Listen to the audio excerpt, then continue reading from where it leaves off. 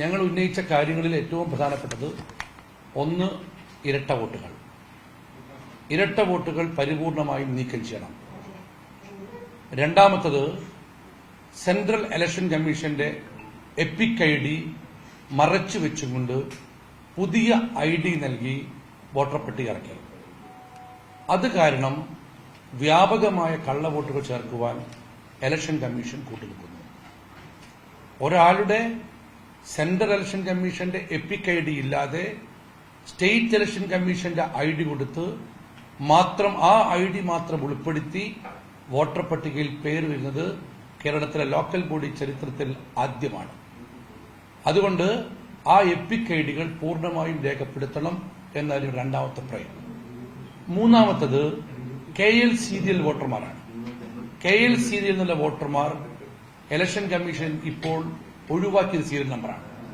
KL serial നമ്പറിലെ വോട്ടർമാർ നേരത്തെ ഉണ്ടായിരുന്നു. ആ KL സീരിയൽ നമ്പറിലെ വോട്ടർമാരും മറ്റു എപ്പിക് ഐഡിയിലെ വോട്ടർമാരും 2 ദിവസം കൊണ്ട് പൂർണ്ണമായും SEC ഐഡിയിലേക്ക് മാറ്റി. അങ്ങനെ മാറ്റാൻ സംവിധാനമുള്ള ഇലക്ഷൻ കമ്മീഷന് ഇതിനകത്തുള്ള ഇരട്ട വോട്ടുകളും കള്ളവോട്ടുകളും നീക്കം ചെയ്യാൻ മണിക്കൂറുകൾ മാത്രം മതി. എന്നിട്ടും അവർ നീക്കം ചെയ്യുന്നില്ല.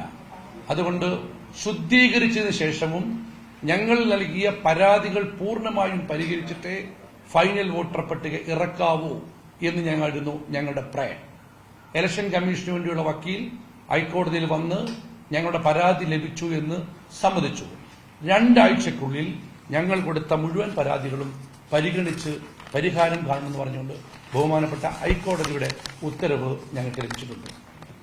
ഇത് ഈ നടപടിയിലെ സുപ്രധാനമായ ഒരു ചുവടുവെപ്പാണ്.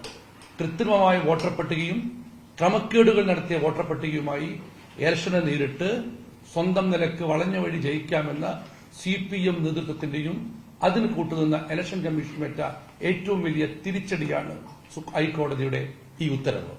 2 ആഴ്ചക്കുള്ളിൽ നടപടി സ്വീകരിച്ചില്ലെങ്കിൽ ഒരു സംശയവുമില്ല, കോടതി അലക്ഷ്യ കേസുമായി ഞങ്ങൾ മുന്നോട്ട് പോകും.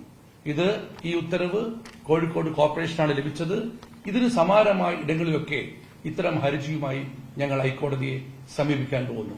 2 ആഴ്ചക്കുള്ളിൽ ഞങ്ങളുടെ പരാതി പരിഹരിച്ചതിന് ശേഷം ഇറക്കുന്ന വോട്ടർ പട്ടികയായിരിക്കും കോഴിക്കോട് നഗരസഭയിലെ ഇരട്ട വോട്ടർ പട്ടികയെന്ന് ഞങ്ങൾ വിശ്വസിക്കുന്നു.